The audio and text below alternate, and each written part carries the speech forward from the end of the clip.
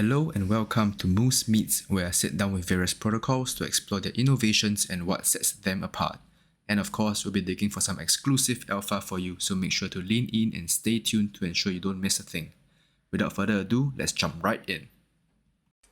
Hello and welcome back to another episode of Moose Meets. Today I have Joe, the head of strategy from Composable with me. Hey Joe, how are you doing? Good. Thanks for having me. Yep, thanks for taking the time to come on. Right, look super excited to hear about what you guys are building. Awesome. Right, without further ado, could we get a quick introduction of yourself and of course of Composable as well? Sure. So on my side, I got into crypto back in like late 2011, 2012. Didn't really start up professionally in the space until 2018, where I started working for a firm called Falcon X. They operate as a digital assets prime brokerage, and I was an early employee over there and helped them start up their original OTC trading desk. From there, I worked for a firm called CMS Holdings, which is a crypto-specific prop fund. And over there, I helped with a lot of our venture investments and DeFi research. I came in contact with the Composable team through my last role. We were seed investors there, and I just kept in touch with Composable a bit after leaving, and ended up joining the team here full time a little bit over a year and a half ago now. So that's a quick intro from my side, and then on the Composable side, the rundown is pretty easy, I think, when you break it into two pieces. So we have our Kusama network Picasso, which is basically the end goal to extend IBC everywhere. So for those who listen and don't know, IBC, inter-blockchain communication, is the native bridging protocol in the Cosmos ecosystem. So what we've done at Composable is take this outside of Cosmos. So right now we have Polkadot and Kusama hooked up by IBC. We have both of those ecosystems hooked up to pretty much every major Cosmos chain at the moment.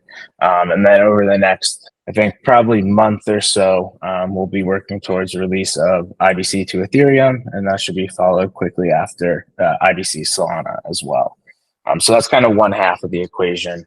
And then on the Composable side, Composable will be the Polkadot parachain. And that will essentially be an app that sits on top of all this infrastructure developed by Picasso. So you can imagine something like one unified user interface where a user can go ahead and perform something like a cross-chain swap without having to navigate to multiple dexes or bridges. I think the end goal kind of at Composable is to build this world of chain abstraction for the end user. So realistically, what that means is basically being able to interact multi-chain without having to worry about which chain or which protocols you're using underneath. Got it, awesome. So Picasso is like the underlying infrastructure and Composable is like the app built on top of it. Is that right? Yeah, exactly. Awesome. And like, what was the idea of building both of these two separate layers together? Yeah, so we initially launched as a Polkadot parachain. So the project was centered around the Polkadot ecosystem. And in that ecosystem, you have Kusama and Polkadot. So these are two independent layer one networks. The original intent was that Kusama sort of serves as a test network to Composable. You can pass governance and chain upgrades a lot faster on Kusama than you can on Polkadot. So it was meant to be this kind of staging ground. And a lot of what we saw in that ecosystem was teams would go ahead and launch on Kusama first, and then basically put up a mirror image on Polkadot. And there really wasn't a lot of value being delivered in these sort of like copycat integrations, I should say. So for us, we kind of went a little bit of a different approach and chose to utilize both chains. So that's sort of the reason for the separation between Picasso on Kusama and then Composable on Polkadot. Got it. So like, what's the idea of like, how does these two come to play together? Yeah, so essentially, IBC, our choosing for that is that it's the most trust minimized approach to bridging. And I think, put simply, it sort of removes the third party trust involved in a lot of the existing bridging protocols right now.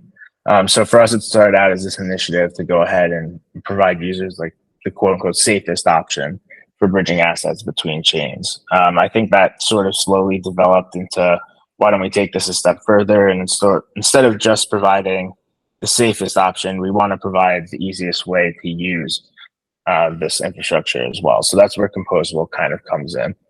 Right, understood. And I believe there are a few protocols under the umbrella of each of their Composable and Picasso ecosystem as well. Could you run us through some of them? So originally we were working on two platforms to utilize some of this infrastructure. One is called Instrumental, and that's essentially a yield compounding platform. And the other is called Angular, which was just a lending market intended to be used cross-chain. Right, got it. So I was just looking at the protocols that were under Picasso. I understand there's a few, there's a DEX, I think. Yeah, so Pablo Dex also too is basically just an in-house Dex on Kusama. So what we kind of tried to do there is bring external ecosystem assets into the Polkadot ecosystem, and then vice versa. So we have a handful of Cosmos ecosystem tokens listed on that DEX, and on the opposite side, we have our native token Pika, and then Polkadot also listed in Osmosis DEX with some pretty good liquidity there. Right. All right, understood. So, of course, I think one of the biggest things that has caught attention of Picasso is definitely the IBC connection and restaking on Solana, right? Would you want to share a bit more about that end? I think a lot of people are watching or interested in because of that news. Yeah, definitely. So in the case of Solana IBC, we require a little bit extra, I guess, security, I should say, than some of the other implementations. And by that, I mean, we need an independent validator network to ensure that the state on Solana matches the state on Cosmos, let's say. So the way that works is similar to the way that users would go ahead and stake SOL to the native, go ahead and stake SOL to Solana itself to secure that network. Users could then go ahead and utilize their liquid stake token derivatives. So things like Jito Sol, Marinade Sol, Blaze Sol is another one, and go ahead and stake those into our validator network for the bridge. So they would be earning on their Solana stake tokens, and then they would also be earning some yield from bridging revenue as well. Right, so staking their tokens onto your native bridge. Will you guys be looking to onboard more applications on the IBC side of things to integrate Solana, or what's the plan for that? What can users do after getting their Solana onto IBC? Yeah, so I guess just going through sort of our initial launch plan for Solana, we'll actually go ahead and conduct a liquidity bootstrapping pool. I think we're going to use Armada Phi to go ahead and offer Pika natively as an SPL token prior to the bridge launching. Once the bridge opens up and we can move assets across, we'll look to set up some native pools for Pika and Solana in particular to start across a few different DEX platforms. And from there, I think the game plan is to try and go ahead and get some, I guess, cross ecosystem assets to more DeFi protocols like lenders, for example. Right. Got it. And of course, you guys mentioned earlier on bringing Ethereum as well onto IBC, right? What are the plans for that end then? Yeah, that's correct. I mean, similar approach, I guess the major difference being in the bridge setup, restaking won't be necessary on the Ethereum side. But realistically, and despite all of these layer twos getting extremely popular, Solana has obviously gotten popular again. And I think the idea really is that we still see some segregation in the user base of these platforms. I mean, you have like your Solana maxis and your ETH maxis, etc. And getting tokens native to ecosystems outside of ETH is a little bit tougher. If it's an L2 or something like that, we've got some easier routes. But getting over to Cosmos right now from Ethereum is extremely limited. Ethereum to Solana, I think you have Wormhole right now as the major contender. And realistically, it's the idea of getting access to these assets that have sort of been segregated off to their own chain. Got it. So do you see Picasso kind of being the I would say like kind of bridge, I quote bridge, right, where users can shift their assets from Ethereum onto IBC using Picasso and then onto Sol from there as well? Yep, that's correct. All right, and I mean, I'm not a very technical person, right? Is it okay? I mean, since you guys are already doing it, right? How difficult was it to kind of build this infrastructure to connect two different systems, right? Like, I understand Solana is like a separate system to IBC, and then of course we have the EVM as well. Yeah, well, I think the major, I guess, component of being able to connect IBC to other chains is the existence of a light client. And a light client is basically like a node that verifies transactions, but just based on their header information. So a lot less than verifying like a full node, so to speak. So realistically, like a lot of the work came behind implementing light clients for these chains. And then I think the real work for connecting IBC to both Ethereum and Solana comes behind producing light clients for these chains. All right, got it. So you mentioned the Pika token is on Kusama, right? Or is it Polkadot? Yeah, so it's natively issued on Kusama. I guess you think of that as like the home base. We Right. also have quite a bit of liquidity across the Cosmos ecosystem right now. So Osmosis Dex would be the main venue to go to there, and we also have a pool of some pretty good liquidity over on Shade Swap. All right, and you also mentioned you guys will be getting Pika on Solana as well. Um, and of course, I saw that I think staking is available for Pika right now, right? Yeah, so Pika staking right now is essentially staking to the validator set in Cosmos. We run Mm-hmm. I guess you could think of it as an intermediary chain where these transactions sort of route through.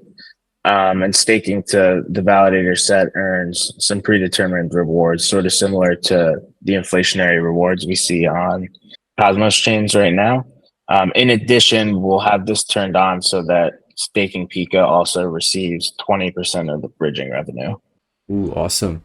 And I mean, since Pika is gonna be the base infrastructure, and of course you mentioned getting a share of the revenue from the bridges, right? Do we foresee any potential airdrops for any protocols building on Pika? I mean, since IBC is pretty popular with their airdrops model with stake tokens, obviously as seen with the Atom token, Osmo token, and recently the Celestia token as well. Yeah, for us, I think right now we don't really have any airdrops in the pipeline. Mm-hmm. But I think we're at the same time we're running a campaign with a company called Blocked, where users can go ahead and perform some tasks or missions using Picasso and earn some Pika there. Got it, got it. All right. Of course, I've also seen some mentions of Mantis. I think that's a upcoming product for you guys. Would you be able to share more about that as well? Yeah. So MANTIS stands for multi-chain agnostic normalized trust minimized intent settlement. So it's actually an acronym, and to sort of boil that down to be a little bit easier to digest, sort of like I was talking about before, where users can come and go to this one interface and interface cross chain without really having to worry about switching bridges or going to a different DEX platform. Eventually, hopefully, maybe even in the same wallet. But the way that this actually works is under the hood, we have what you'd call a searcher solver network. So I think this is probably most familiar on Ethereum. Searchers are people that go ahead and watch transactions that come across the mempool to see if they can execute any type of arbitrage opportunity or maybe some transaction ordering to get a little bit more profit. So the way that Mantis actually works is a user would come to the platform, they go ahead and say, okay, I want to swap some Atom for Sol. And then this transaction is submitted to their network. At that point, this underlying infrastructure of searcher solvers would go ahead and pick up this transaction and say, what's the best way to perform this task? So after they all submit their solutions to the problem, the platform goes ahead and picks what's the best execution for the user. So this might be in the form of less slippage on the swap. Maybe it could be a rebate for being able to save some money in MEV. Essentially, Mantis is this underlying searcher solver infrastructure that provides best execution across this order flow. Got it. So Mantis will be kind of running on top of Picasso as well on IBC. Yeah, Right. exactly. All right. Got it. So it's like a intense based DEX, I would say. Yeah, I mean, I think that's probably one way to think about it. Initially, we'll open this up with cross-chain swaps, but realistically, the big picture is you could probably perform any type of task to this. So you could say, hey, I want to stake my Solana into Jito. and maybe you're holding SOL on ETH, it would go ahead and transfer it over, stake it to Jito, get your Jito SOL, and send that back. So you could really extend it to basically any DeFi function.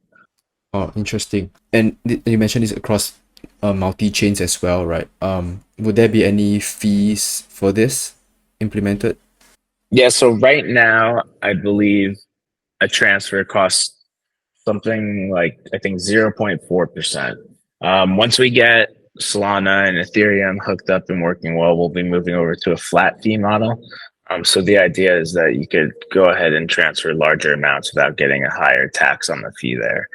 On the Mantis side of things, a lot of what the protocol earns comes from this searcher solver network. So in the same way that the user is delivered the best price, ideally the searcher solver should be able to find some type of profit for themselves in the transaction. So maybe again, an arbitrage opportunity or transaction ordering or just ability to access liquidity that others don't have. There would be some profit involved in these transactions that goes ahead and gets split with the network.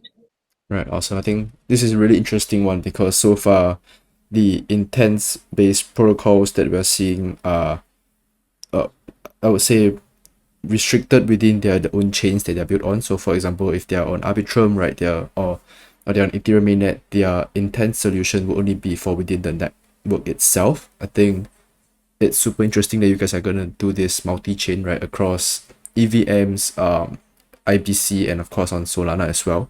So I think that would be a really big game changer, and I'm super looking forward to that myself.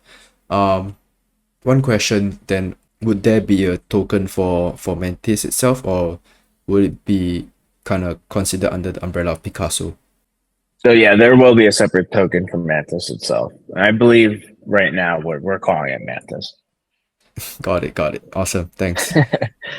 Yeah, so what else can we expect in 2024, right? I mean, I think Mantis is really a huge one already. Are there any other things that we could expect for the year? Yeah, I think that probably encompasses our roadmap pretty well. But I think to break it down, first and foremost will be the launch of Solana restaking vaults. Then we should be going ahead with ETH IBC. Sol IBC will launch shortly after. And at that point, I think we're essentially looking to the whole second half of 2024 to go ahead and do the token generation event for Mantis and launch V0 of the application. Awesome. What's the long-term goal or vision for Composable then? Yeah, so I think right now the focus has been really heavy on crypto native users. So the type of user that isn't unfamiliar with popping open a MetaMask and maybe bridging funds to Arbitrum, they've kind of seen all of this stuff before. And for us, that's sort of like the best staging ground to try out new things like this. I think ultimately what we see with Mantis and the composable side of things is that we're able to abstract away so much of the complexity that this is really able to onboard users that don't play with this stuff a lot. And I think for one in this space, we definitely take for granted like how tough it is just to open a MetaMask and head to Uniswap and maybe trade some ETH for wrapped Bitcoin or something like that. I mean, it really is mind blowing. People don't play in this all the time. So I think for us, it's really to start to take a look at, I think, the broader playing field and maybe interacting with a lot more crypto native users and giving them an easier way to play with this stuff without really having to get into the nitty and grit of it. Awesome. I mean, since you guys are already tackling such a huge thing, right, settling all these complicated things without the knowledge to go on different chains and then do different swaps, right? And you also mentioned the need for setting up a wallet. Do you foresee you guys coming up with your own wallets as well, making it I don't know what's the best way you think would make creating a wallet the most seamless way? Yeah. I mean, right now, I think we're starting to see some cross-chain wallets, but I think like really the end goal, or I think that's probably like the last piece of the puzzle, right? Because even if you have an application that sort of abstracts away where the assets are moving and how it's doing the swap, you still have to go ahead and deal with your wallet and a ton of different accounts. So I think it's something that we've thought about a little bit, but right now it's sort of let's get this core product structure out, and then maybe make it a little bit easier to interface with. I mean, I guess as an added note, like on the wallet side, like I think what's really interesting right now is starting to see account abstraction. So that's basically like one Mm-hmm. wallet address for all different chains and assets. And I think that's probably like the next wave on the wallet front. Right, got it. I think it's really interesting, and it would be amazing if you guys could tackle each of those issues, right? I think you guys would be unstoppable for real. Yeah, fingers crossed. I mean, I think it's a high feat, but that's what we're aiming for here. Awesome. So what's the best way for users to try the platform right now? Yeah, I would say there's probably two options right now for users to go ahead and test things out. One would be the IBC bridge itself. So users can access the UI through app.trustless.zone. And right now you can go ahead and transfer assets between Kusama, Polkadot, and most major Cosmos chains. So that's one side of things. And then additionally, we're hosting a restaking competition on Sol, which will precede the Sol IBC launch. So what we've done there is we released 100 NFTs called MANTIS games. They're little PFPs that users can go ahead and acquire right now on Tensor on the secondary market. And what those do is a user can acquire an NFT and stake their NFT to become a team leader. Team leaders are basically groups of people that are restaking their Solana assets in a competition to get the highest score. So the way it will work is rewarding participants with a Pika airdrop, which will be 17.5 million Pika allocated to the event. So this would be split proportionally across teams based on their position in the competition. And then NFT holders will also go ahead and receive 40% of the overall sales on the NFT and an additional 1.25x on their restake deposits. Nice. I see that your restaking is gonna start on 28th of January, which is in a few days' time. Yeah, we're aiming for Sunday the 28th, and this will essentially just be the sole restaking vault. So we'll go ahead and launch it with an initial cap of 5,000 SOL. Once that gets filled, we'll raise the cap incrementally. And once we've reached a sufficient amount of SOL restaked, we'll go ahead and launch the bridge opening. Sorry, can I clarify? Is it 5,000 SOL or 50,000 SOL? The initial cap is just going to be 5,000 SOL. And then once that's hit, we'll move to 25, 50, progressively higher. I see. Mm-hmm. Got it. Right, I was looking at the announcement and it was stating 50, so I was a little confused there. Awesome. So bridge will start once the 50,000 cap is raised. Yeah, I think probably 2 or 3 cap raises in is where we're aiming to go ahead and launch the bridge. Got it. Interesting.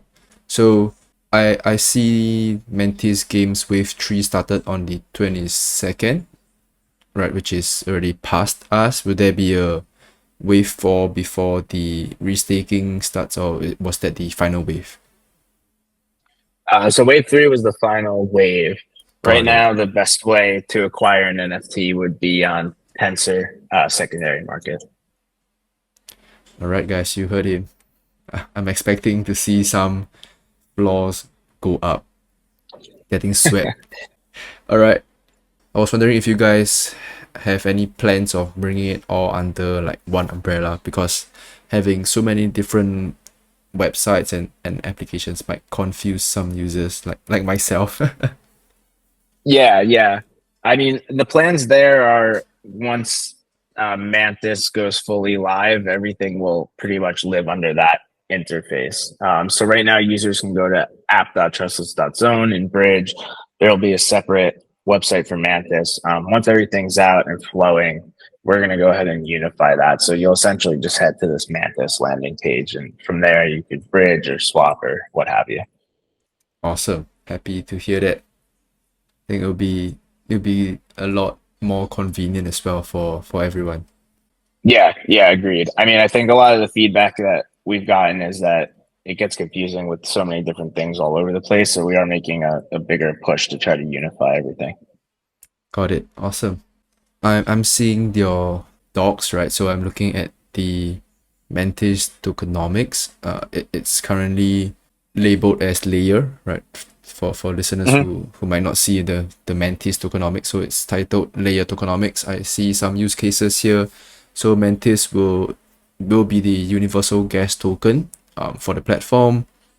I also see that we could borrow MANTIS, or could we borrow against MANTIS? Yeah, so the general idea and design is you go ahead and you stake your Mantis. So for that, you would go ahead and receive any type of MEV rebates or profits that are split with the protocol, sort of like I mentioned earlier with the searcher solver network. So once you stake your Mantis, you've got this sort of whole pool of Mantis, and being that it's the universal gas token, you can think of it sort of similar to flash loans.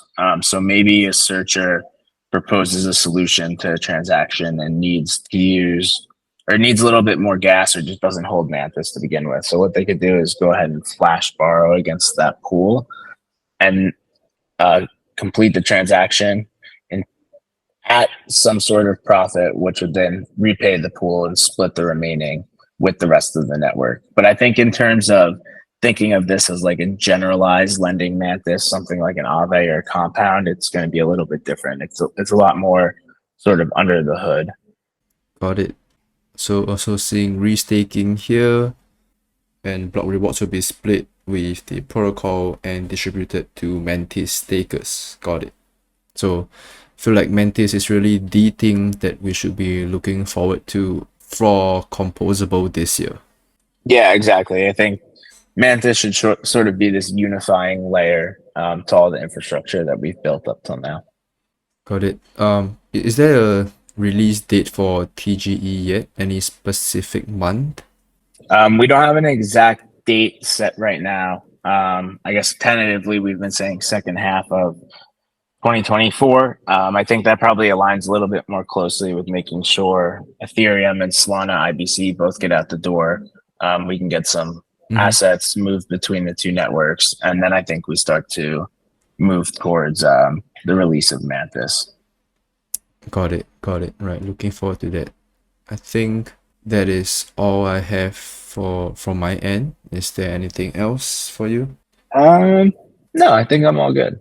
Right, cool. So thanks so much for taking the time, Joe. Right, and definitely I'll put all the links down below. So definitely urge you guys to check Composable out on their Twitter and of course all their docs as well. Go and read up on them. So things to look out for right now would be the IBC Sol, IBC ETH, and of course MANTIS being the biggest thing for Composable in 2024. And that is it from us. Thanks, Joe. Awesome. Thanks for having me. All right, and thanks for listening to this episode. We will see you in the next episode. And that brings us to the end of this episode of Most Meets. I hope you enjoyed learning more about them as much as I did. Let me know which other projects you would like to learn more about in the comments down below. As usual, do remember to hit the thumbs up and subscribe to the pod. We will see you in the next episode.